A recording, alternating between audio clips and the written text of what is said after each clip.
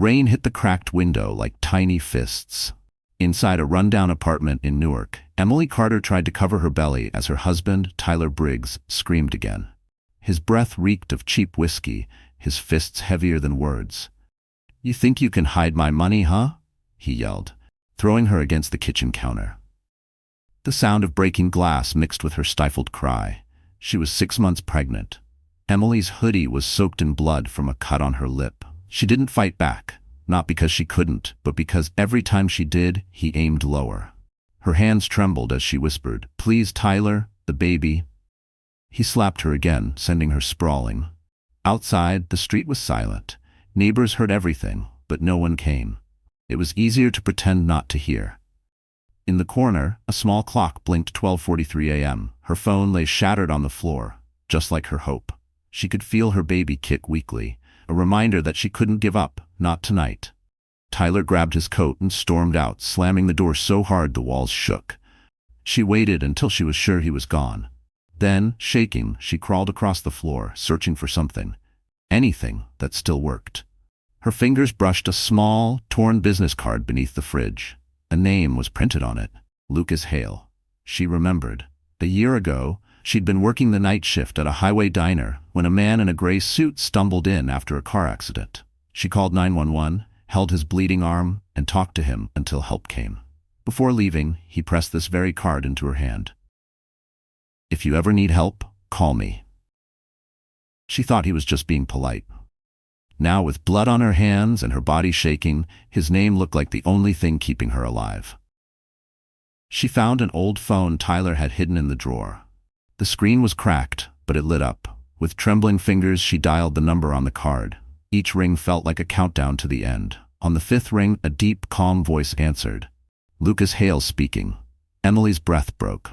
"Please, don't hang up," she whispered, voice shaking. "It's Emily, the girl from the diner. I'm bleeding. He hit me again." For a second, silence filled the line. Then Lucas's tone changed, sharp, commanding. "Where are you?" Her voice was barely audible. "Newark, 18th Street, apartment 4B. I'm sending someone right now. Lock the door. Don't move." She clutched the phone, tears falling. She had no idea who this man truly was. No idea that the name on that card belonged to one of the richest men in New York, or that her desperate midnight call was about to set off a revenge that would shake Wall Street. Because at that moment, 3 CEO brothers were waking up, and someone's life was about to change forever. The door slammed open again just before dawn. Tyler's boots thudded against the wooden floor, echoing through the dark apartment. Emily froze. She was sitting on the couch, a blanket wrapped around her, holding her phone close like a lifeline. The call with Lucas Hale had ended an hour ago. He said help was coming. But what if he'd lied?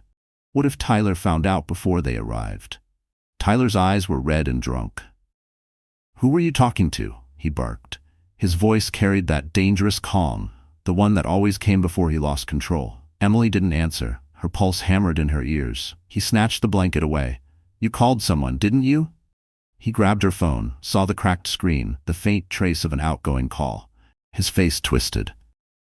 "Who the hell is Lucas Hale?" Emily's heart stopped. He had seen the name. She tried to speak, but no sound came out. Tyler grabbed her wrist, twisting it until she screamed. "You cheating on me with some rich guy? You think you can leave me?" His grip tightened. She cried out, "Stop! Please, I'm pregnant." But the word pregnant didn't stop him. It enraged him. He shoved her hard against the wall.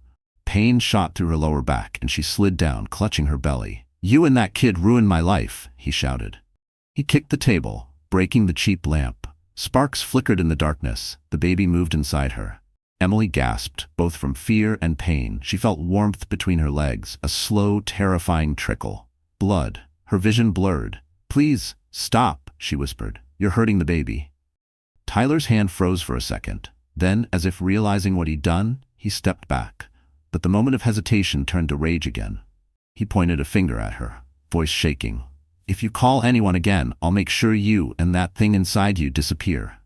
He stormed into the bedroom, slammed the door, and passed out. Emily stayed on the floor, too weak to move. Her entire body shook. She pressed her hands to her belly and whispered, "Hold on, baby. Please, just hold on." Minutes crawled by like hours. The clock read 5:17 a.m. when she finally heard the faint sound of tires screeching outside. Through the window, headlights flashed once, twice. Like a signal, her heartbeat quickened. Maybe it was Lucas's men. She tried to stand, but her knees buckled. She grabbed the wall for balance and stumbled toward the door. Every step felt like walking through broken glass. Then, a soft knock. "Emily?" A man's voice, calm but firm. Not Tyler's. She recognized it from the call. "It's Lucas Hale. You're safe now. Open the door." Her breath hitched. She turned the lock with trembling fingers. The door opened to reveal 3 men in dark coats. The tallest, Lucas, looked exactly as she remembered. Steady eyes, a face that didn't belong in her broken world. Behind him stood 2 others, Adrian, holding a medical kit, and Noah, scanning the room with sharp, restless energy. Lucas took one look at her and froze. Her face was bruised, her hands shaking, and blood stained her pajama pants. "Adrian," he said, voice low but deadly. Adrian was already kneeling beside her, checking her pulse. "She's lost blood, but she's stable for now," he said. Noah's jaw clenched. "Where's the bastard?" "In there," Emily whispered. Lucas turned toward the bedroom door, his tone like ice. "Wake him." The moment the lock clicked open, the life Tyler Briggs knew was over, and the real revenge had just begun. Tyler woke to the sound of glass breaking. For a second, he thought he was dreaming. Then, a flashlight beam hit his face, and 3 men in black coats stood in his bedroom. The tall one in front, Lucas Hale, looked calm, but his eyes were the kind that didn't forgive. "What the hell? Who are you?" Tyler yelled, scrambling to sit up.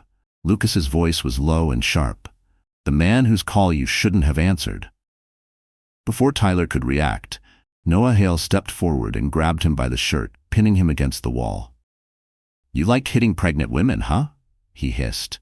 His grip tightened until Tyler's face turned red. Adrian, kneeling beside Emily in the living room, called out, "Lucas, she's bleeding through her clothes. We need to move her now." Emily sat against the wall, dazed, a hand on her belly. Her hoodie was soaked through with blood, but her eyes were focused on the card still clutched in her hand. That small, torn piece of paper was the only thing that had kept her alive.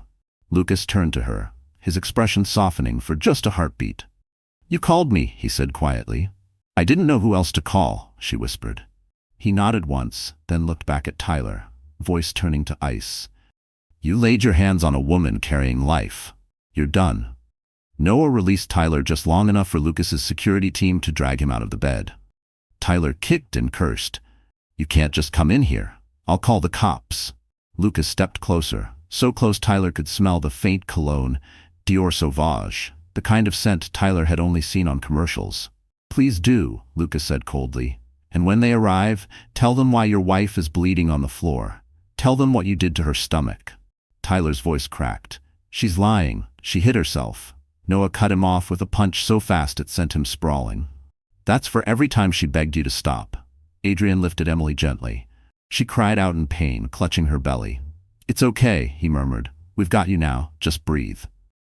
Outside, a black Mercedes S-Class waited with its lights on, parked right under the flickering street lamp. The city was still dark, silent except for the hum of engines. Lucas held the door open while Adrian helped Emily in. He placed a clean white blanket around her shoulders and told the driver, "Ritz-Carlton Clinic, private wing. Now." As the car pulled away, Emily's eyes fluttered. "Who are you people?" Lucas looked out the window, his reflection overlapping with hers. "Just 3 men who owe you a life." Her voice trembled. "Owe me?" He met her eyes. "A year ago, you saved mine. You don't remember me, do you?" She blinked, trying to focus. A flash of memory hit her. The diner, the blood, the man she'd held upright until the ambulance came. "You were the one with the broken arm." Lucas gave the faintest nod. "And I promised I'd return the favor if you ever needed help." Tears slid down her cheeks. "I never thought you meant it." He turned away, jaw tight. "I always mean what I say." Behind them, in the apartment they'd just left, Tyler was being handcuffed by private security. His rage turned to panic as he shouted after the car disappearing into the rain. "You'll regret this. You don't know who you're dealing with." Lucas didn't look back. "Neither does he," Noah muttered. Because by sunrise, the story of one poor pregnant woman was about to become a corporate war no one saw coming. The Mercedes S-Class glided through the empty streets of Manhattan, slicing the rain like a silver blade. Emily sat in the back seat, trembling, wrapped in a hospital blanket. Her head rested against the window, city lights blurring into streaks of gold and blue. Every bump in the road sent a sharp pain through her stomach, reminding her how close she'd come to losing everything. Adrian Hale sat beside her, monitoring her pulse with steady hands. "We're almost there," he said gently. "Just breathe. Don't fight it." In the front seat, Lucas spoke into his phone, voice clipped and controlled. "Dr. Moreno, prep private suite. 6 months pregnant, abdominal trauma, blood loss moderate to severe. I want the best OB on call in 10 minutes. "Already done," came the reply from the other end. Grace Moreno, the Hale family's trusted ER nurse. Noah Hale, behind the wheel, pressed harder on the gas. "What's our cover story this time?" he asked, eyes fixed on the slick highway. Lucas's answer was immediate. "No cover story. We're done hiding." Emily turned to him weakly. "You're not afraid of what people will say?" Lucas met her gaze in the reflection of the window. "I stopped caring what people say the night you saved me." She blinked, confused. "Saved you?" He didn't elaborate. Instead, he reached into his coat pocket and pulled out a small, blood-stained silver pen, the same one she had used to press against his wound that night in the diner. "You stopped me from bleeding out. Tonight, it's my turn." Her lips quivered. "I thought you forgot." "I don't forget debts," Lucas said quietly, "especially not ones written in blood." The car turned sharply into a private entrance beneath the Ritz-Carlton's medical annex. Security guards opened the doors before the tires even stopped. Adrian lifted Emily into his arms and carried her inside, where bright white light replaced the city's shadows. Grace Moreno, the nurse, met them at the elevator, her eyes soft but focused. "We've got her room ready. Vitals first, then ultrasound." Lucas stayed just outside the glass doors of the suite, his jaw clenched as he watched the medical team work. He wasn't used to feeling powerless. Deals, stocks, takeovers, he could control all of it. But not this. Not her pain. Noah appeared beside him, arms crossed. "We're keeping the cops out of this, right?" "For now," Lucas replied. "We handle it our way." Adrian stepped out moments later, pulling off his gloves. "She's stable. The baby's heartbeat is weak but consistent. Another hour and we might have lost both." Lucas exhaled slowly. "Then we make sure it never happens again." Noah cracked his knuckles. "I'll dig into Tyler Briggs. Bank accounts, records, anything. If there's money behind what he did, we'll find it." "Do it," Lucas said, "and make it loud." He looked through the glass again. Emily lay on the bed, her eyes closed, face pale but peaceful. For the first time in months, she wasn't afraid. When she opened her eyes, she saw Lucas still standing there, drenched, silent, watching like a sentinel. Their eyes met through the glass.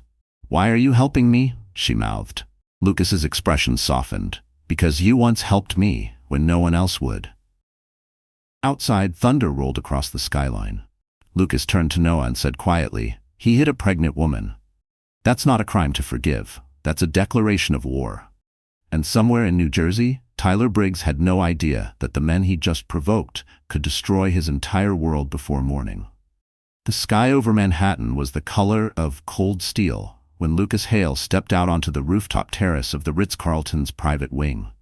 The city stretched below him, Fifth Avenue glittering like a river of diamonds, steam rising from manholes, and the hum of life that never slept. But tonight, Lucas wasn't thinking about markets or mergers. He was thinking about the woman lying 2 floors below, fighting to keep her unborn child alive. Adrian joined him. Still in his scrubs, exhaustion etched under his eyes. "She's stable," he said. "The baby's heart is strong, but she's anemic. She's been starved, dehydrated, abused for months." Lucas's jaw tightened. "He'll pay for every bruise." Noah came up last, tossing a phone onto the glass table. "And I've got something," he said, pacing like a caged lion. "Your favorite scumbag's been busy. Tyler Briggs. He's been gambling online, using his wife's social security number to open fake accounts. He owes more than 30 grand to a guy named Mr. Fallon. Guess who that is? An accountant from Garrow and Steele, the same firm that launders money for the Briggs Construction Group." Adrian frowned. So this wasn't just domestic abuse. Someone's paying him to keep Emily quiet. Lucas stared out at the skyline. She's connected to something bigger. Maybe she saw something. Maybe she doesn't even know what she knows. Noah slammed his fist against the railing. Doesn't matter. He hit a pregnant woman. We're not talking court cases. We end this. Adrian turned sharply. Noah, we're not criminals. Noah smirked. We don't have to be. We're CEOs. We destroy people legally. Lucas glanced at both of them. Enough. We do this my way. Clean, quiet, permanent. He sat down, taking out a Mont Blanc pen and scribbling notes on the back of an envelope, the same brand he used to sign billion-dollar deals. Noah, you dig into the money trail. I want names, transfers, shell accounts, everything. Adrian, you stay on Emily. She doesn't leave that room. She's not just a patient anymore. She's family. Adrian's eyes softened. Lucas, you barely know her. Lucas didn't look up. I know enough. She risked her life for a stranger once. That's more than most people do for blood. Noah grinned darkly. So what's the plan? Lucas leaned back, the faintest smirk forming. First, we strip Tyler Briggs of every dollar he has. Then we expose whoever paid him. Finally, we make sure they watch their empire burn. The three brothers stood there, the wind whipping through their coats. To anyone else, they were the golden sons of Wall Street, heirs to the Hale Empire. But tonight, they looked like something else entirely, avengers in tailored suits. Downstairs, Emily stirred awake. Grace, the nurse, checked her vitals. You're safe here, she said gently. Emily's voice was a whisper. I don't even know who they are. Grace smiled softly. Let's just say, they're not men you ever want as enemies. Emily's eyes filled with tears. I didn't want revenge. I just wanted it to stop. Grace squeezed her hand. Sometimes the only way to make it stop is to fight back. On the rooftop, Lucas's phone buzzed. A message from his private investigator. Found footage from a diner, dated last year. She really did save you, sir. You owe her your life. Lucas stared at the message, heart twisting. No, he muttered. Not owe. Protect. Noah flicked his cigarette into the wind. So we're all in? Adrian nodded. All in. Lucas looked toward the skyline, eyes burning. Then it settled. For Emily Carter and her child, this family goes to war. And by dawn, the most powerful brothers in New York had turned one woman's pain into their personal mission for vengeance. Tyler Briggs sat alone in the dim light of the police station, his face bruised and swollen from the punch Noah had left him.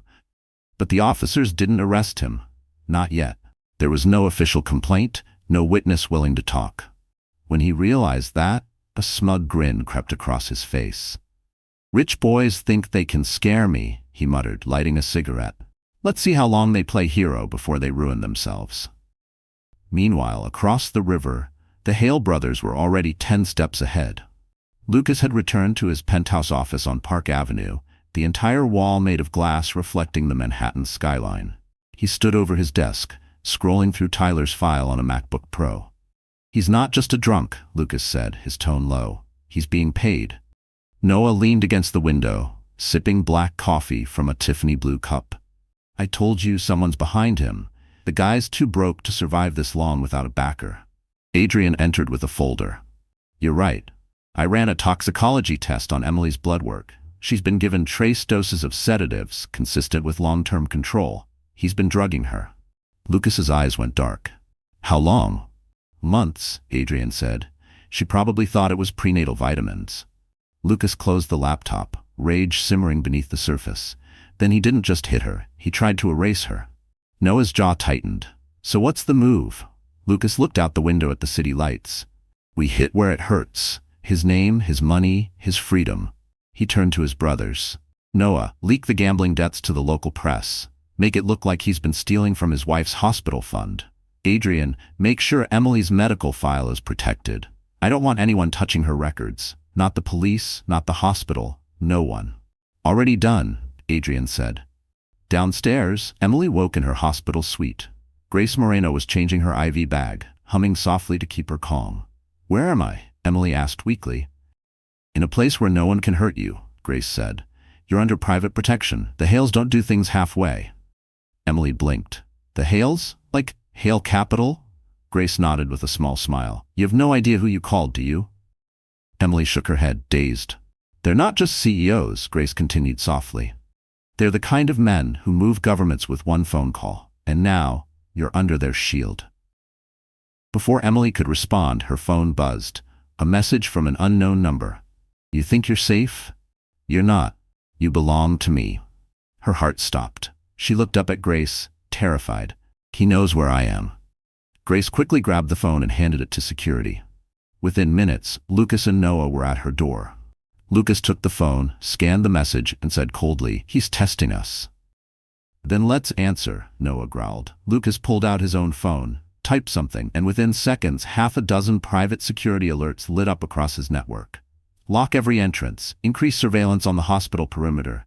If he's near, we find him before he breathes twice." Emily gripped the blanket, trembling. "He won't stop." Lucas met her eyes, steady and unwavering. "Then neither will I." Across the Hudson, Tyler stepped out of a taxi near a grimy motel. He checked his phone and saw a dozen missed calls, all from an unlisted number. He smirked. "Finally," he whispered, "time to remind her who owns her." But when he opened the motel room door, a red laser dot appeared on his chest. From across the street, Noah's voice came through the earpiece. "Target located." Lucas's reply was ice cold. "Don't touch him yet. I want him to see what real fear feels like." Because tonight, the Hales weren't businessmen. They were hunters. Rain poured over Manhattan as if the city itself was trying to wash away its sins. Inside the private wing of the Hale Medical Center, Emily Carter lay motionless beneath white hospital sheets, the rhythmic beep of the heart monitor echoing in the silence. She was safe, at least for now. Lucas stood by the window, watching raindrops crawl down the glass. He wasn't used to waiting. Every second she remained unconscious was another reminder that he hadn't been fast enough. He'd saved empires, negotiated wars between billion-dollar corporations, but he hadn't been able to stop a drunk with a belt.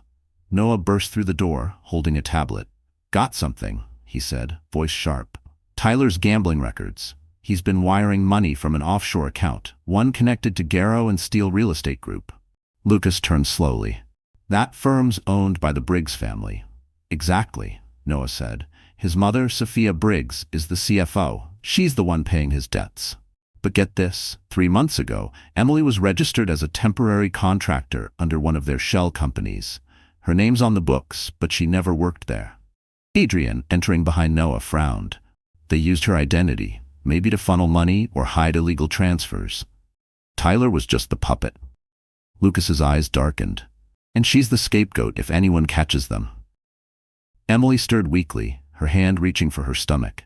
Adrian was instantly beside her. "Hey, you're safe," he said gently. "It's okay." Her eyelids fluttered. "Where's Tyler?" Lucas stepped forward. "Not here. He won't touch you again." Her voice cracked. "He said, if I ever spoke to anyone, they'd kill me." Noah leaned against the wall. "Then they can try. They'll regret it."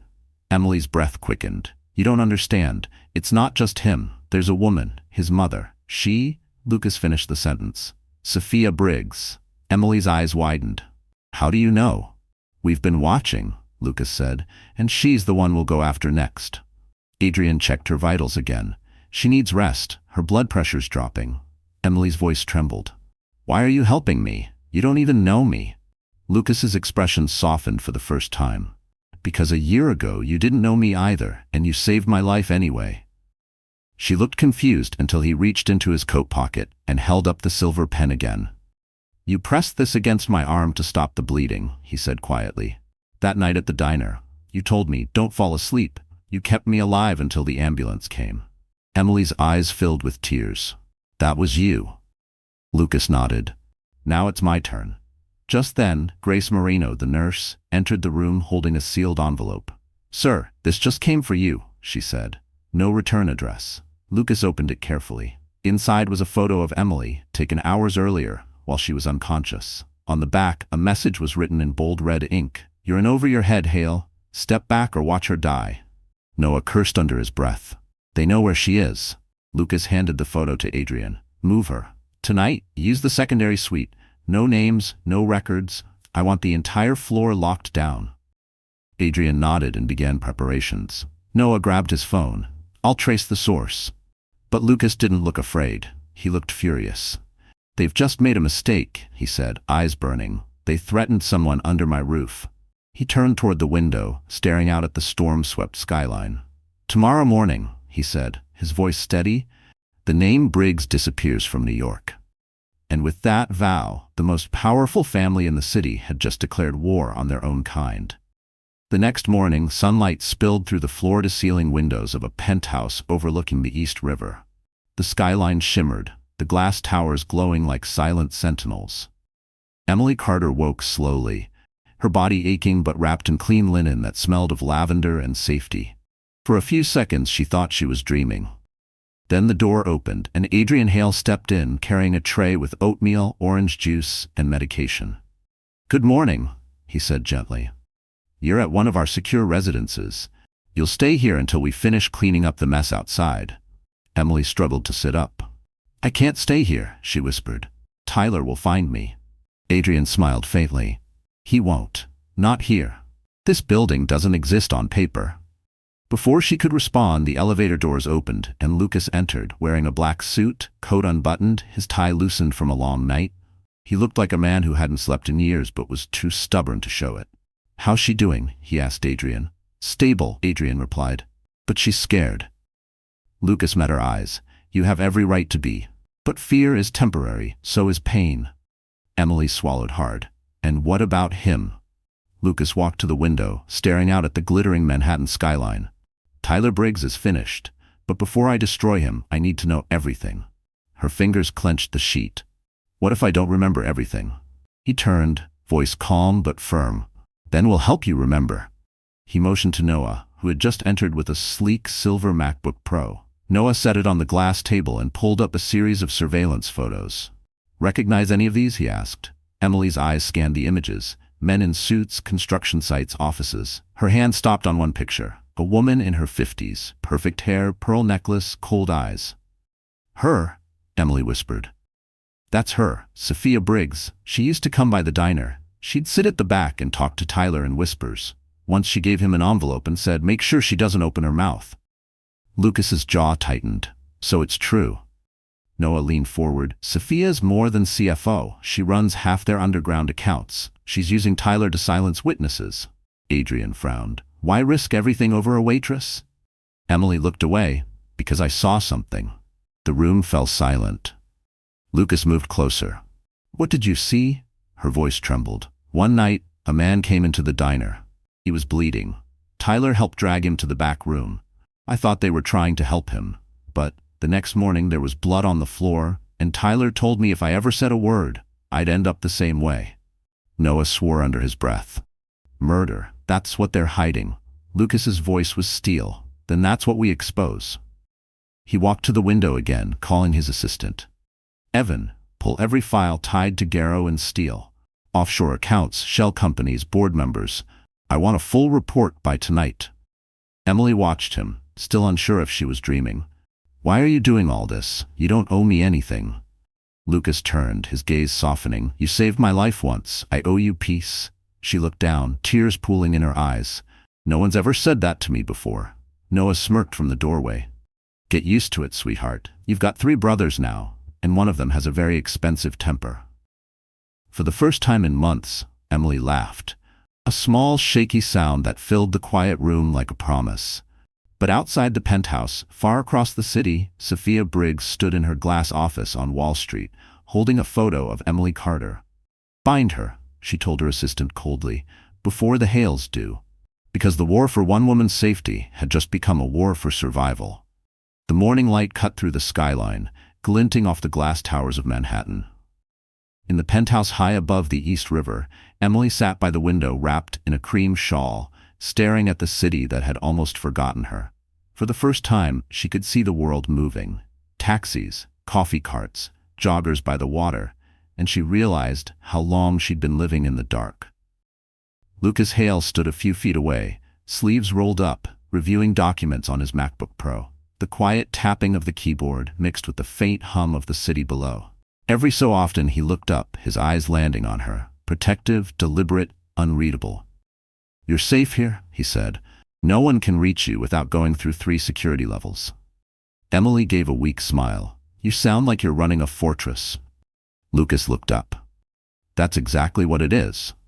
Noah entered, tossing a newspaper onto the table. The headline screamed in bold, "CFO Sophia Briggs linked to money laundering investigation." "Guess what?" Noah said, grinning. "We leaked the first layer. Nothing that ties back to us, but enough to make her sweat." Lucas didn't smile. She'll fight back. People like her always do. Downstairs, Adrian prepared another medical checkup for Emily. He had arranged everything, from prenatal vitamins to private physical therapy, but she still looked pale, restless. "Try to eat," Adrian said softly. "Your body's rebuilding. The baby's heartbeat is strong." Emily nodded, but her mind was elsewhere. "If I tell you what really happened that night at the diner, you'll think I'm crazy." Adrian sat beside her. "Try me." She hesitated. "The man Tyler helped, he wasn't dead when I saw him. He had a briefcase. Tyler opened it. There were documents, stacks of cash, and a USB drive. The next morning, the police came asking about a missing executive from Garrow and Steele. Tyler told me to keep quiet or they'd find me in the river." Adrian's eyes narrowed. "So that's what they're hiding. That drive could destroy the whole company." Before Emily could respond, the penthouse security alarm chimed. A single, low pulse. Not danger yet, but warning. Lucas appeared instantly, phone in hand. "Report." A guard's voice came through the speaker. "Sir, a black SUV has been circling the building for 20 minutes. Plates are unregistered." Lucas's expression hardened. "Sophia's men." He turned to Noah. "Shut down every entrance but the south elevator. Move Emily to the lower suite." Noah nodded, already typing commands on his tablet. Emily stood, fear creeping back. "They found me again, didn't they?" Lucas stepped close, his voice firm but calm. "Let them look. The more they chase you, the easier it is for me to destroy them." "Lucas, what if they hurt someone else?" He looked into her eyes. "Then they'll have to hurt me first." Just then, Grace Moreno entered carrying a sealed evidence bag. "Lucas," she said, "we found this in Emily's old apartment, hidden under a floorboard." Inside was a small silver USB drive. Noah whistled low. Well, look what fate just handed us." Emily froze. "That's it. That's the one from the briefcase." Lucas took the drive carefully, his mind already racing. "If this has what I think it does, Garrow and Steele's entire empire collapses." Noah grinned. "And Sophia Briggs loses everything." Lucas looked at Emily, his voice softer now. "You didn't just survive, Emily. You've become the key to their destruction." Emily shook her head, tears forming. "I never wanted to be part of any of this." Lucas reached out, brushing a tear from her cheek. "None of us do. But life doesn't ask permission, it asks for courage." Outside, thunder rolled across the river and the first drops of rain splashed against the glass. Because somewhere downtown, Sophia Briggs had just learned the one woman she tried to erase was still alive and holding her empire's darkest secret. Night fell over Manhattan like a velvet curtain, and the Hale penthouse turned into a war room. Screens glowed, phones buzzed, and the air was thick with tension. The tiny silver USB drive lay in the center of the table like a ticking bomb. Noah leaned forward, spinning it between his fingers. One little stick, and $1 billion company goes up in smoke. Lucas shot him a warning look. "Don't get cocky. We don't know what's on it yet." Emily sat on the couch, wrapped in a soft blanket, watching silently. She felt small in this glass and steel palace, surrounded by men who commanded cities. She didn't belong here. Yet somehow they were fighting for her. Adrian walked in with a cup of tea and handed it to her. "Drink this. Chamomile, help steady the nerves." "Thank you," she whispered, her voice trembling. I can't believe all this is happening because of me." Lucas turned toward her. "No, Emily, it's happening because of them. You didn't start this war, they did when they hurt you." She looked down, clutching the warm cup. "And now they'll come after you too." Lucas's voice was calm, deadly calm. "They can try." Noah plugged the USB into his MacBook Pro. The screen lit up with encrypted folders, names, bank accounts, offshore transactions, and photos. He typed quickly, breaking through layers of protection until the files opened. "Holy hell," Noah whispered. "Lucas, look at this." On the screen were payment logs showing transfers from Garrow and Steele to fake consulting firms, all linked to Sophia Briggs.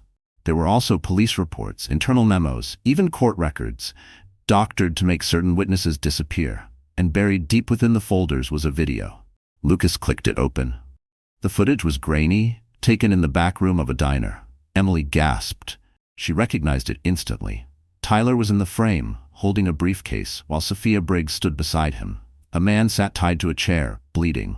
Sophia's voice echoed through the speakers, cold and sharp. "You sign those documents, or your wife gets the same treatment." The man refused. Tyler struck him with the back of his gun. Sophia watched, expressionless. Then she turned to Tyler. "Clean this up. Make sure no one finds the body." The video ended. Silence. Emily's hands trembled. "That's the man I saw. They killed him. They really did." Lucas exhaled, the fury in his eyes like controlled fire. "This is enough to bury her for life." Noah smirked. "Then what are we waiting for? Let's leak it." Lucas shook his head. "Not yet. If we release it now, she'll claim it's fabricated. We need to make her confess. Publicly." Adrian crossed his arms. "How?" Lucas looked out the window, the city lights reflecting in his eyes. "Tomorrow, the Briggs family is hosting their annual charity gala at the Plaza Hotel. Every investor, politician, and reporter will be there. That's where we strike." Emily stared at him in disbelief. "You want me there?" "Yes," Lucas said. "You're the proof. You'll walk in as the woman they tried to erase, and we'll make sure every camera sees you." Her breath caught. "I can't. I'm not ready." Lucas stepped closer, his voice low but unwavering. "Emily, you've survived everything they've thrown at you. You're stronger than any of us. You don't need to be ready, you just need to show up." Adrian placed a reassuring hand on her shoulder. "You won't be alone." Noah closed the laptop and smiled grimly. "We'll give Manhattan a show it'll never forget." Lucas picked up the USB drive, his thumb pressing into the cold metal. "Tomorrow night, the truth comes out." Outside, thunder cracked across the skyline as the rain began again, washing the city clean for what was to come. Because by this time tomorrow, the name Briggs would no longer stand for power. It would stand for fear. The night of the Briggs Foundation Charity Gala arrived with all the glitter and poison of New York's elite. Inside the Plaza Hotel, crystal chandeliers bathed the ballroom in golden light. Waiters moved silently with trays of champagne, and a string quartet played something elegant enough to disguise the tension that hid beneath the silk gowns and tuxedos.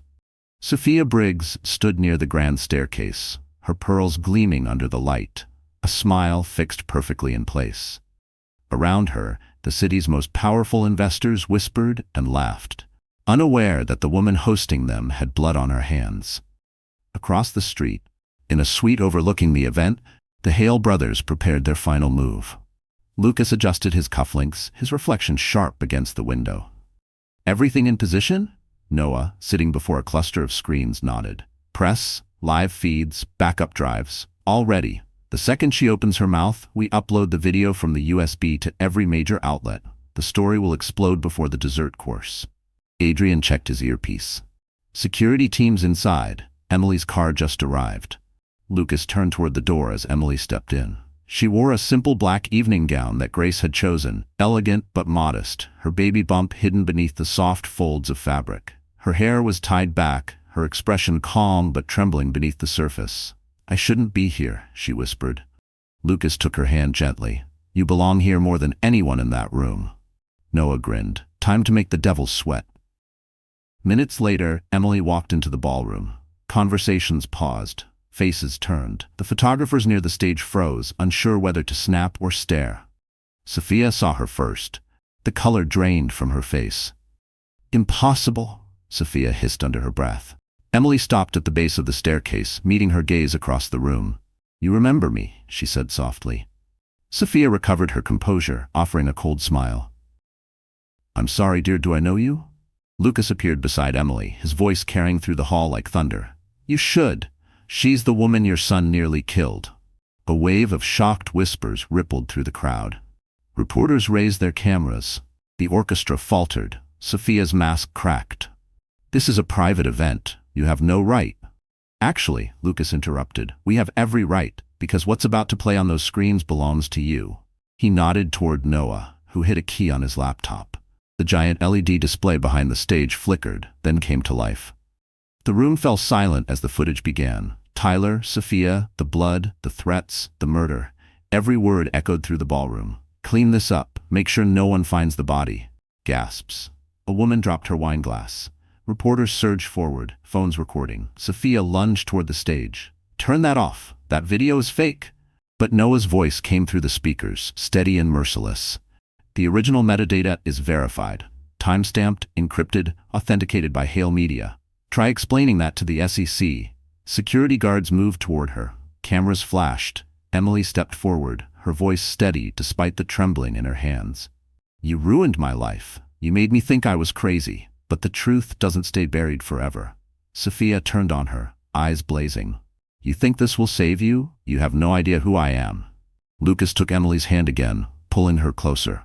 No, Sophia, the world knows who you are now.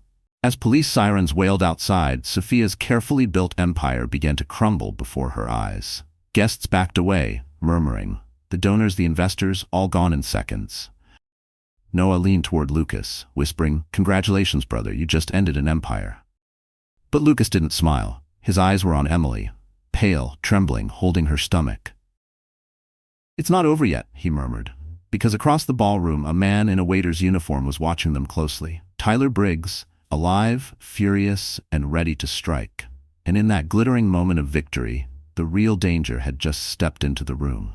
The ballroom had erupted into chaos. Guests screamed, security guards shouted into radios, and camera flashes turned the room into a storm of light.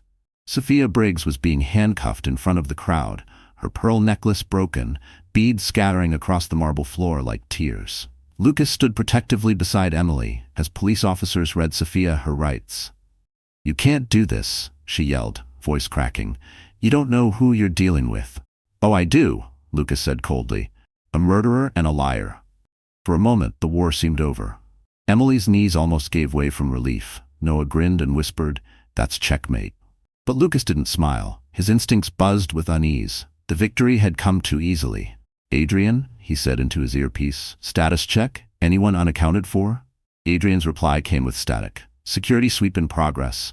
One issue, the catering crew's ID list doesn't match the names we cleared. Someone slipped in." Lucas's blood ran cold. He turned instantly, eyes scanning the crowd. Then he saw him. Tyler Briggs. Disguised in a waiter's tuxedo, face bruised but eyes burning with fury, Tyler was moving toward them through the confusion, one hand hidden under a serving tray. "Emily?" Lucas whispered sharply, pulling her behind him. Too late. Tyler dropped the tray, and in his hand was a gun. "You ruined everything," he shouted, his voice echoing through the ballroom. "You think you can take my life and just walk away?" Guests screamed, ducking behind tables. Sophia screamed from where she was being restrained. "Tyler, don't!" But he wasn't listening. His eyes locked on Emily. "You were supposed to be mine." Lucas stepped forward, calm but lethal. "Put it down, Briggs. You've already lost." Tyler's hand trembled, finger tightening on the trigger. "No, she lost. When I'm done, she's coming with me." Emily's voice cracked. "Please, Tyler, don't do this. You don't have to." "Shut up!" he roared, the gun shaking. And then one deafening shot. But not from Tyler. A second figure had appeared behind him, moving like a shadow. The gun flew from Tyler's hand, clattering to the marble floor. He fell forward, clutching his shoulder. Blood spread across his white shirt. Adrian stepped into the light, holding his own weapon steady. "Medical-grade tranquilizer dart," he said through gritted teeth.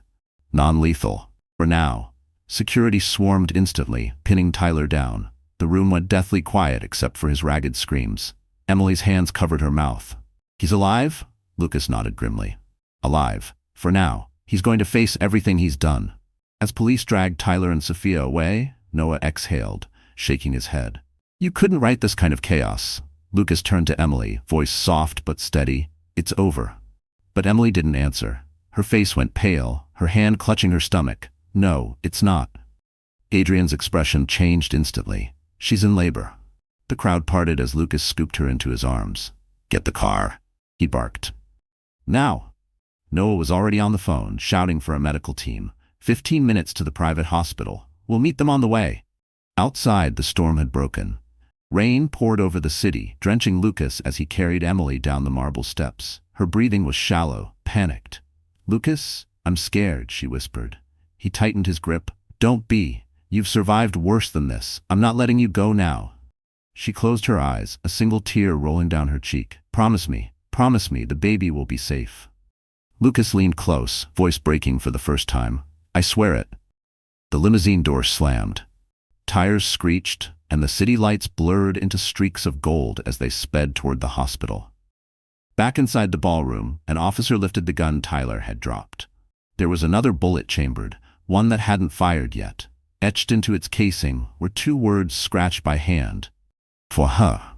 Because even after being taken down, the monster's obsession wasn't over.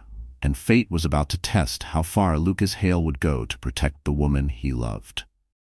Rain lashed against the windshield as the black Mercedes tore through the streets of Manhattan. Inside, Emily's breaths came in short, panicked gasps. Her hands clutched her belly, sweat glistening on her pale skin. "Lucas," she whispered weakly, "something's wrong." Lucas Hale held her hand tightly from the back seat, his voice calm even though his pulse thundered. "You're going to be okay. Just breathe for me, Emily. In and out." Adrian, sitting beside the driver, was already on the phone with the emergency team at Hale Medical Center. "We're en route. She's dilating early. Heavy contractions, loss of fluid." His voice stayed steady, but his eyes flicked nervously to the rearview mirror. "If she doesn't deliver soon, we risk fetal distress."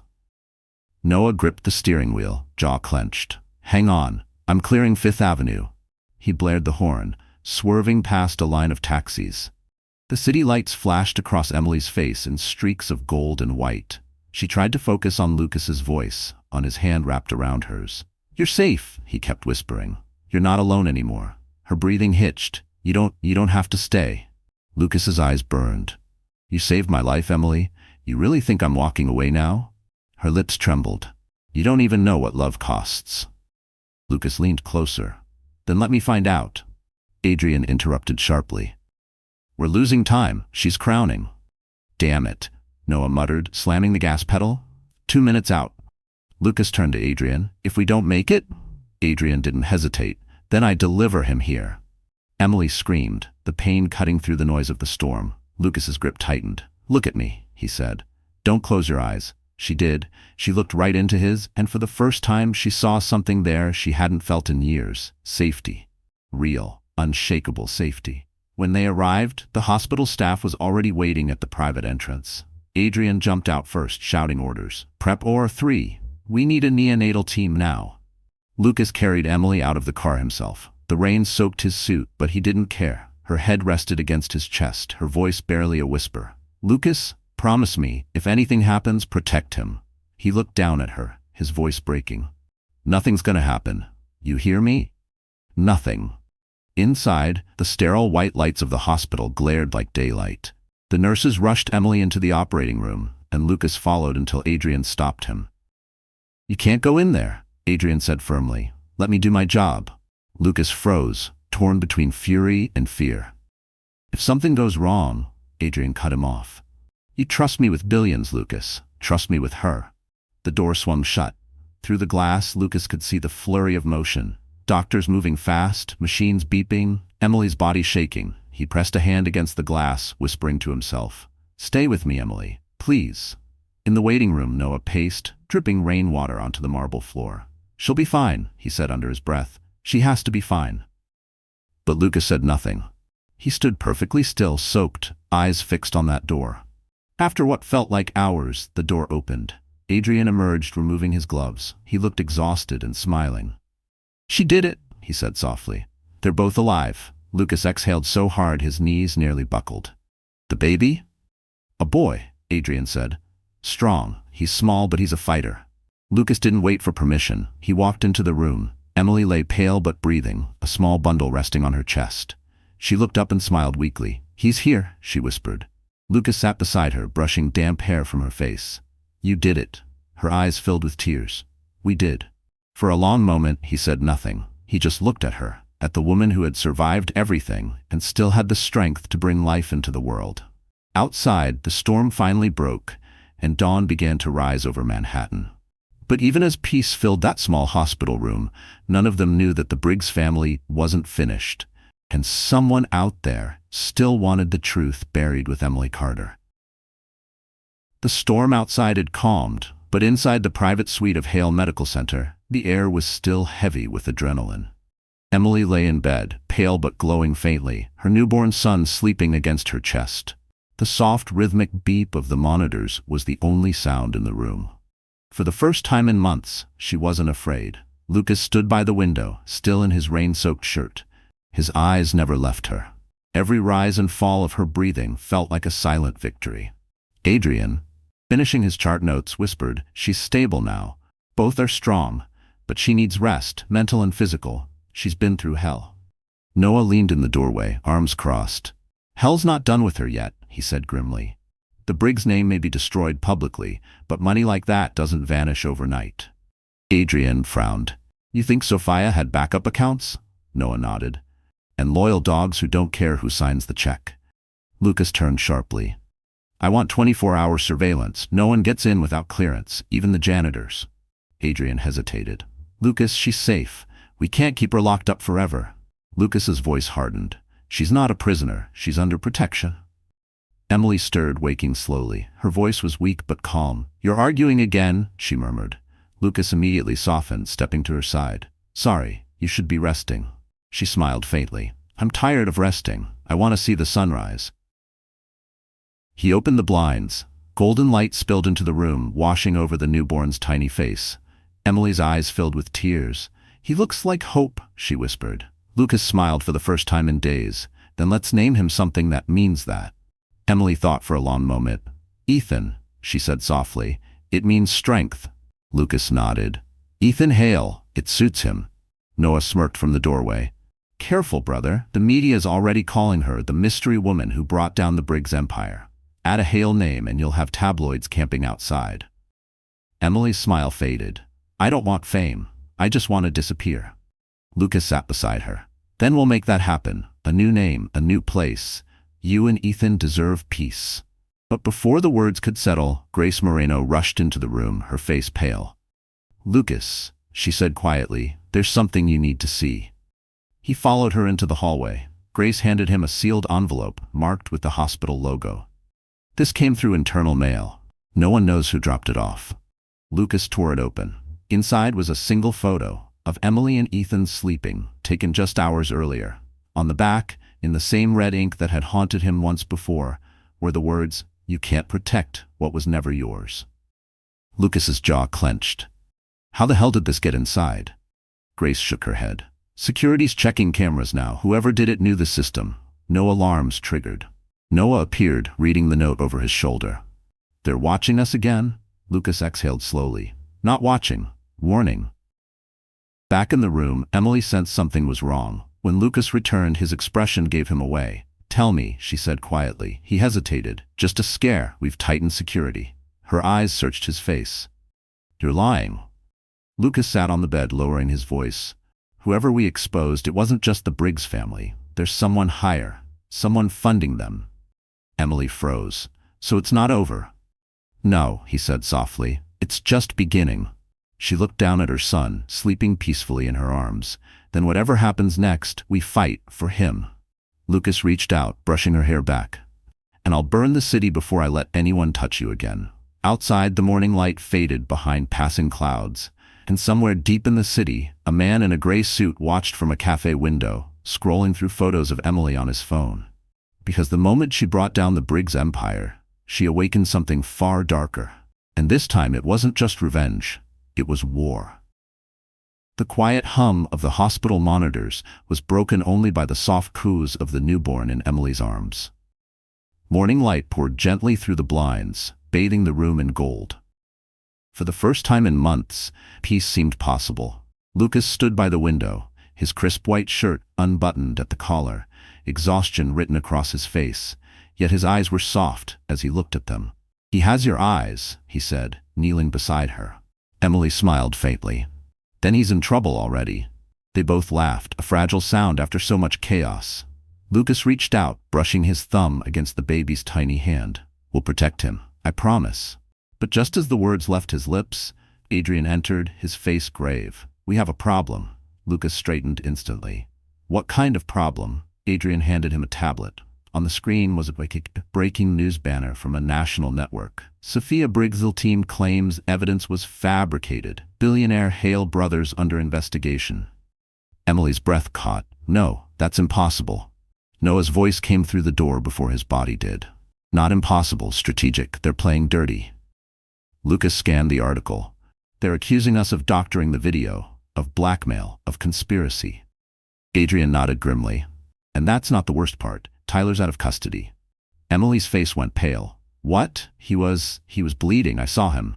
Transferred to a private medical facility, Adrian cut in. Sophia's lawyers argued mental instability and got him moved. But he's gone, Emily. Disappeared. Lucas's jaw tightened. Then this isn't over.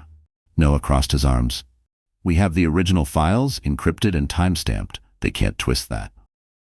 Lucas looked at him sharply. You said that about the last batch. They've got influence, Noah. Judges, media, the whole damn system. We're not just fighting criminals. We're fighting an empire.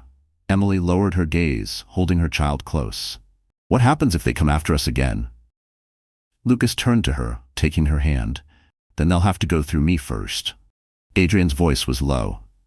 You're forgetting, Sophia still has connections on Wall Street. If she launches a counterattack, she could freeze our accounts, bury the Hales in litigation, maybe even turn investors against us.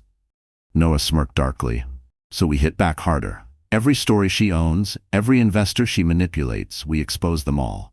Lucas's eyes narrowed. No, this time we do it clean. No leaks, no chaos. We do it with proof. Emily whispered. You think you can outsmart her? He met her gaze with quiet fire. I don't think, Emily, I know. Before anyone could respond, Lucas's phone buzzed. An unknown number. He answered. A voice, calm, deep, chillingly familiar, came through the line. Mr. Hale, congratulations on the baby. I hope he's doing better than his mother did the night of the gala. Lucas froze. Who is this? The voice chuckled. You know who I am, and you know I don't like losing. The line went dead. Emily stared at him. Was that? Lucas nodded. Tyler? Adrian immediately pulled out his phone. I'll get security doubled. No one in or out without clearance. But Lucas wasn't listening anymore. He looked down at Emily, then at the baby in her arms.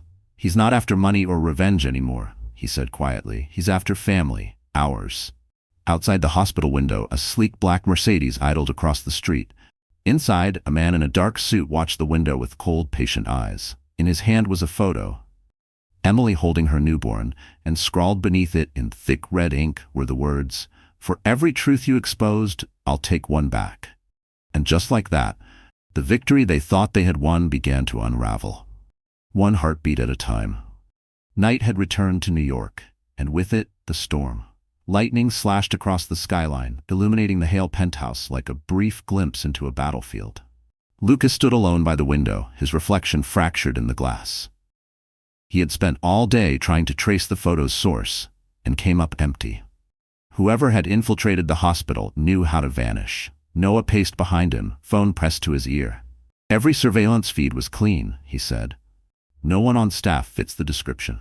Whoever dropped that envelope walked right past 3 guards and a biometric scanner. That's not amateur work. Adrian entered, exhaustion carved into his face. Emily's asleep, but she's jumpy. Every sound makes her flinch. Lucas, she can't live like this. Lucas turned, eyes hard. She's alive because I'm paranoid. I'm not apologizing for that. Adrian crossed his arms. And when will she get to live, not just survive? The question hung in the air, heavy and real. For once, Lucas didn't have an answer. Meanwhile, across the city, a sleek black limousine glided through the rain. Inside sat a man in his 50s. Silver hair, flawless suit, the calm authority of someone who owned the very air he breathed. His name was Victor Crane, CEO of Crane Holdings International, the silent partner of Garrow and Steele, and the real power behind Sophia Briggs. On the screen before him played a video clip. Emily in her hospital bed, cradling her child. He smirked. So that's the girl who took down my accountant and my launderer. Impressive. Stupid, but impressive. His assistant, a tall woman in a red coat, asked softly, What should we do with her? Victor sipped his scotch. Nothing rash. Fear is more effective than bullets. Leak her location just enough to make the Hales move her again. The more they protect, the more predictable they become. The woman nodded. And the child? Victor's eyes darkened. Every legacy starts with blood. Back in the penthouse, Lucas's phone buzzed. A private alert. He opened the message and froze. On the screen was an email from an encrypted address. Do you really think you can protect her from me? Attached was a live feed, a camera view from somewhere inside the building. Noah looked over his shoulder. That's our hallway. Lucas grabbed the intercom. Lock down the floor, now. The lights flickered. The security system beeped once, then went dead. Adrian pulled his gun from the drawer. Backup generators? Offline, Noah said. They killed the power remotely. Lucas moved fast, sprinting to Emily's suite. She was awake, clutching baby Ethan, eyes wide with fear. Lucas, she whispered. He knelt beside her. Listen to me. No matter what happens, you keep him close. You don't let go. Suddenly the elevator dinged. The sound was soft, almost polite, and chilling. Noah positioned himself by the door, weapon drawn. "We've got company." The doors slid open with a hiss. But instead of men with guns, a small package sat on the elevator floor, wrapped neatly in black paper and tied with a red ribbon. Lucas stepped forward cautiously. He tore it open. Inside was a single item, a pacifier engraved with the name Ethan Hale. Emily's breath caught. How do they know his name? Lucas stared down at the object, fury rising like fire. Because someone inside gave it to them. Adrian's voice was grim. A mole inside our own company. Noah cursed. So what now? Lucas looked at his brothers, then at Emily and the sleeping baby in her arms. His voice dropped to a deadly calm. We stop reacting, we start hunting. He turned toward the window, Manhattan glittering like a chessboard below. Victor Crane wants a war, Lucas said. Then we'll give him one, and I promise, this time we end it on our terms. Manhattan didn't sleep that night. The storm outside had turned to cold mist, blanketing the city in silence. Inside Hale Capital's private tower on Park Avenue, Lucas, Noah, and Adrian gathered around a conference table lit only by the glow of their laptops. Every screen showed the same name, Victor Crane. Noah leaned back in his chair, exhaling sharply. So that's him, the puppet master behind Sophia Briggs, the guy who's been pulling strings since the start. Lucas's jaw tightened. Crane Holdings owns 15 shell companies, all tied to offshore laundering networks. He's got half of Wall Street in his pocket. If we take him down, we're not just ending a man, we're shaking an empire. Adrian rubbed his temple. And he knows it. That's why he's going after Emily and Ethan. She's not just a victim anymore. She's the last loose thread connecting his crimes. Lucas stood, his reflection cold against the glass wall. Then we cut the thread ourselves, on our terms. Noah grinned. What's the play? Lucas slid a USB drive across the table. Crane thinks he's untouchable because he controls the flow of money, so we hit him where it hurts, the market. He clicked the screen, revealing lines of code. This is Operation Black Tide. We freeze every account linked to Crane Holdings by morning. Legal, illegal, it doesn't matter. I'll trigger an algorithm that flags them under federal anti-fraud laws. The SEC will swarm him before breakfast. Adrian frowned. That's risky, Lucas. You'll be exposing Hale Capital too. Lucas met his brother's gaze. Sometimes you have to burn your own house to smoke out the rats. Meanwhile, across town, Victor Crane stood in his office overlooking the Hudson, sipping espresso like a man who already knew he'd won. His assistant handed him a folder. Sir, Hale's moving money. Their internal servers show activity matching federal tagging patterns. Victor smirked. They're trying to bait me. Do you want a counter? She asked. He shook his head. No. Let them play their little game. By morning, I'll have what I need. What's that? He turned toward the window, eyes glinting. Back at the penthouse, Emily woke to the faint hum of rain against the glass. The baby slept beside her, tiny fingers curled around her thumb. For the first time since she'd met Lucas, he wasn't in the room. That scared her more than anything. She slipped out of bed and walked toward the study. Lucas was there, exhausted, tie loosened, eyes red from staring at data streams. He didn't hear her until she spoke softly. Lucas, he looked up, you should be resting. So should you. She approached, resting a hand on his shoulder. You can't fight everyone alone. His voice was low, heavy. I don't know how to stop. Every time I think it's over, someone new comes for you. She smiled faintly, tears glinting in her eyes. Then let them come. Just don't lose yourself trying to protect me. He covered her hand with his. It's too late for that. Noah burst in suddenly, phone in hand. Lucas, Crane's accounts just bounced. He's panicking, dumping assets offshore. Lucas straightened instantly. Good. Keep tracing. When he runs, we'll follow. Adrian's voice came over the intercom. Heads up. We've got movement near the lower entrance. Unmarked van, tinted windows. Lucas moved fast, pulling his gun from the drawer. Get Emily and Ethan to the panic suite now. But before they could react, the building lights flickered, then went out. A voice crackled through the intercom, distorted, calm, taunting. You think you can hunt me, Mr. Hale? The difference between us is simple. You fight for love. I fight for legacy. Lucas's eyes went cold. Then tonight, one of us dies for it. He chambered around and looked at his brothers. Let's end this. Outside, lightning struck the Manhattan skyline as alarms blared across Hale Tower, because the hunter had just become the hunted, and the final war for Emily Carter had begun. The building shook as the power cut completely. The only light came from flashes of lightning splitting the Manhattan sky. Inside Hale Tower, emergency alarms echoed down the marble hallways like screams in the dark. Lucas Hale grabbed a flashlight, his face illuminated in harsh white. "Noah, secure the east stairwell. Adrian, get Emily and Ethan to the panic suite." Noah nodded, pulling his weapon. "Already on it." Emily clutched the baby close as Adrian guided her through the maze-like corridors. Her heart raced with every flicker of light. "What's happening?" she whispered. Adrian's tone was calm but tense. "They've breached the system. The elevators are down. Someone's inside the building." Emily's pulse quickened. "Tyler's gone. Sophia's in jail. Who could it be?" Adrian's eyes hardened. "Someone worse." Upstairs, Lucas moved like a ghost through the darkened floor, the beam of his flashlight sweeping over overturned chairs and shattered glass. The security monitors had gone black, replaced by a single message blinking in red across every screen: "Legacy always wins." Noah's voice crackled through the earpiece. "They're cutting us off from the street. There's a team of 6, maybe 7, professional, not hired muscle, ex-private security." Lucas's voice was calm, lethal. "Crane's men." Down in the private wing, Adrian ushered Emily into the fortified panic suite, a room lined with steel and reinforced glass. He keyed the code. "You'll be safe here. This door can't be breached." Emily shook her head, fear in her voice. "What about you?" Adrian managed a faint smile. "I'm not the one they're after."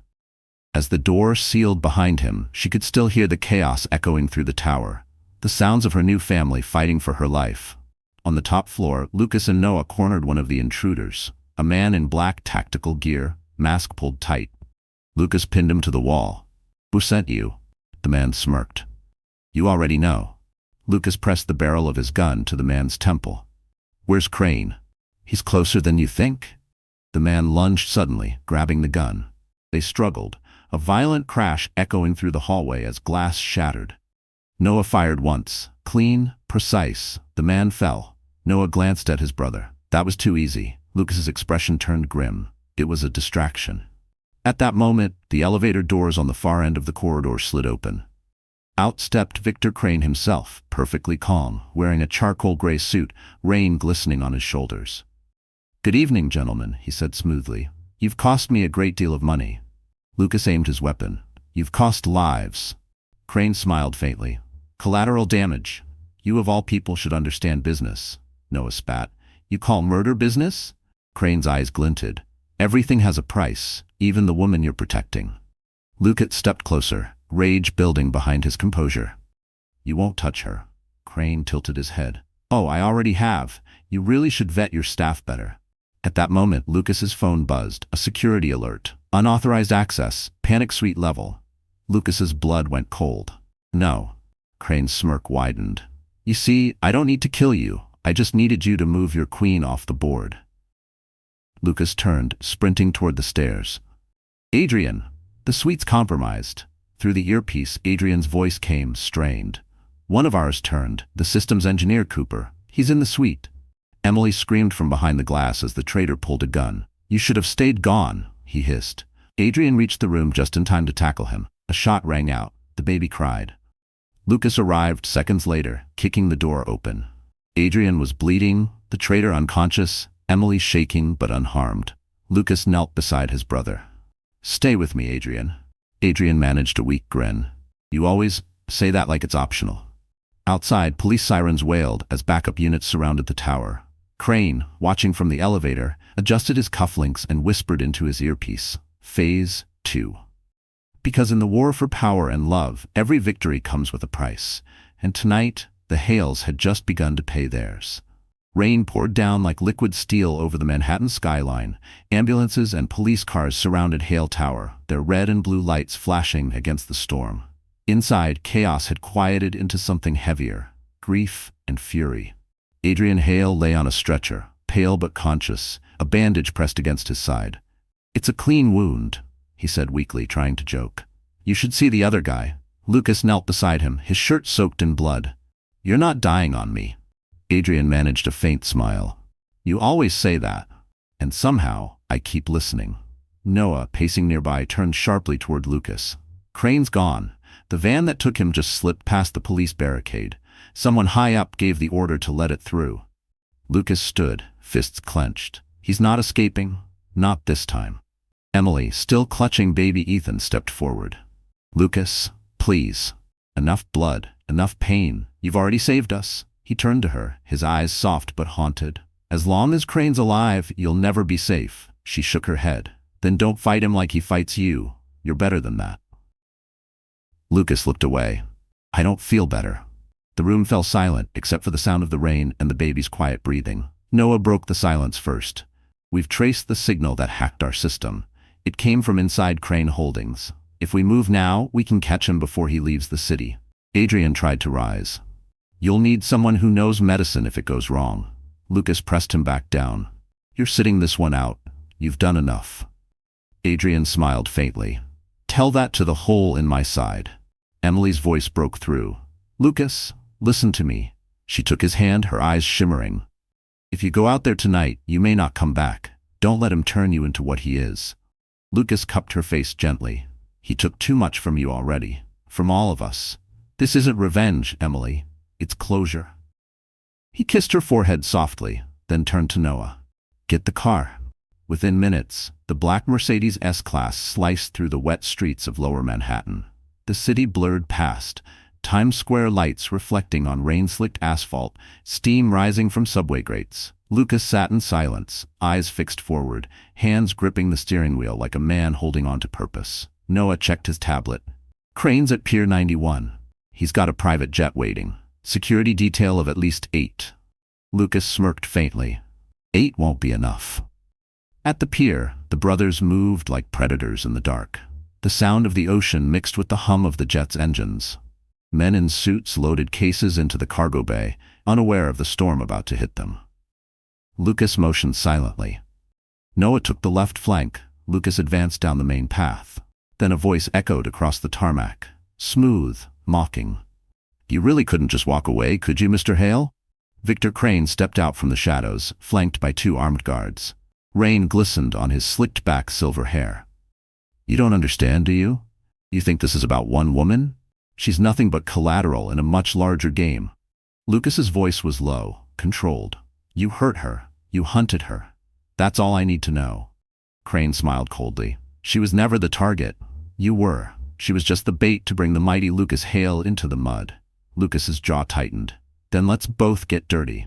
Before Crane could reply, Noah fired first, a clean shot that shattered the ground near Crane's feet. The guards opened fire, chaos erupting across the pier. Lucas moved fast, taking cover behind a steel crate, returning fire with precision. Noah flanked right, disarming one guard with a single blow. When the smoke cleared, only Crane stood, his weapon aimed directly at Lucas. You can't kill me, Crane sneered. You need me to protect your empire. Lucas stepped forward slowly, rain pouring down his face. I already have everything I need. The gunshot echoed across the harbor. Crane fell, eyes wide, his legacy ending where it began, in the rain. Noah approached cautiously. You okay? Lucas exhaled, lowering his weapon. I am now. As the sirens approached, Lucas looked up at the city skyline. It's over. But somewhere deep down he knew. Peace always comes with a price. Because while one empire had fallen, another had already begun to rise. And this time, the war wasn't about money. It was about love, redemption, and everything they'd nearly lost. The rain finally stopped over Manhattan. Morning light spilled across the skyline, washing away the smoke and chaos of the night before. Down by the harbor, police tape fluttered in the cold wind as officers moved around what was left of Victor Crane's empire. The man who thought himself untouchable was gone, and with him, the shadow that had haunted Emily Carter's life. Lucas Hale stood near the edge of the pier, his clothes soaked, his knuckles bruised. He watched as the coroner's van drove away, carrying Crane's body into the mist. Noah came up beside him, a coffee in hand. You did what you had to, he said quietly. Lucas shook his head. No, I did what I couldn't live without doing. Noah smirked faintly. You sound like Dad. Maybe for once that's not a bad thing. A long silence passed between them before Noah asked, So what now? Lucas looked toward the rising sun. Now, we go home. Back at Hale Medical Center, Emily sat by the window of her private room. The morning light made her skin glow soft and warm. Baby Ethan slept peacefully beside her, tiny fingers wrapped around hers. For the first time in years, she didn't wake to fear, only quiet. Grace entered with a smile. "You have a visitor." Emily looked up just as Lucas stepped in, still wearing the same clothes from the night before. His eyes looked tired, but softer now. She smiled faintly. "You look awful." He chuckled. "Good. I was worried I still looked rich." Emily laughed for the first time in what felt like forever, a real, unbroken laugh that filled the sterile room with warmth. Lucas sat beside her, looking down at Ethan. "He's stronger than I expected," Lucas said. "He takes after you," she whispered. He shook his head. "No, he takes after his mother, the bravest woman I've ever met." Her smile faded slightly. "Is it really over?"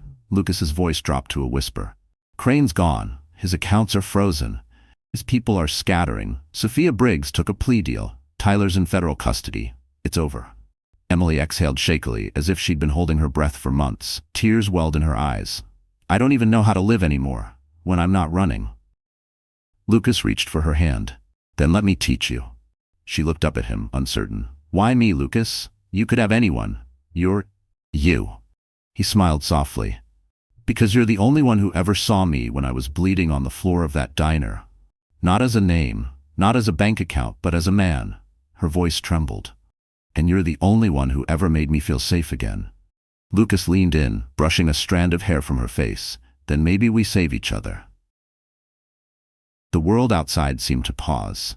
The city that had nearly destroyed them now watched quietly as two broken souls found something worth keeping. Weeks later, the tabloids were calling it the redemption of the Hales. The headlines spoke of corporate heroism and billionaire justice, but the truth was quieter than that. Emily and Ethan had moved into a small cottage outside the city, by the river, surrounded by wildflowers. Lucas visited every weekend, often staying longer than he meant to. Sometimes they said nothing at all, just sat on the porch with coffee, listening to the wind. Noah teased him endlessly. Adrian, recovered and back at the hospital, pretended not to notice. But everyone knew Lucas Hale had finally found something he couldn't buy: peace. One evening, as the sun dipped below the horizon, Lucas stood at the doorway watching Emily rock Ethan to sleep. She looked up and smiled. "You're thinking too much again," he grinned. "Just wondering how I got here." She whispered, "Maybe you were always meant to." He stepped closer, resting his hand over hers. "For the first time in my life, I'm exactly where I should be." Outside, fireflies blinked in the fading light, and the air carried the scent of rain and renewal. Because the storm had ended, but what remained wasn't ruin, it was love. Pure, fragile, and finally free. Très vite content vu king elda noi. So, my friends, that's how our story ends. You're still here, aren't you? If you've stayed until now, it means something in this story touched your heart. Maybe a quiet reminder that even in the darkest moments, there's always a way to begin again. Emily's journey taught us that pain doesn't define us. What defines us is the courage to rise after being broken. Lucas showed us that love isn't about saving someone, it's about standing beside them when the whole world turns away. As Marcus Aurelius once said, the obstacle is the way. Every wound, every betrayal, every storm is a teacher, guiding us towards strength, compassion, and peace. So tonight, maybe take a breath. Forgive yourself for what you couldn't control. Believe that healing doesn't mean forgetting, it means finally choosing to live without fear. And if this story moved you, share it with someone who needs a little hope tonight. Hit that like button, subscribe, and stay with us, because the stories we tell here aren't just about pain or revenge, they're about healing, redemption, and the quiet, powerful courage to love again.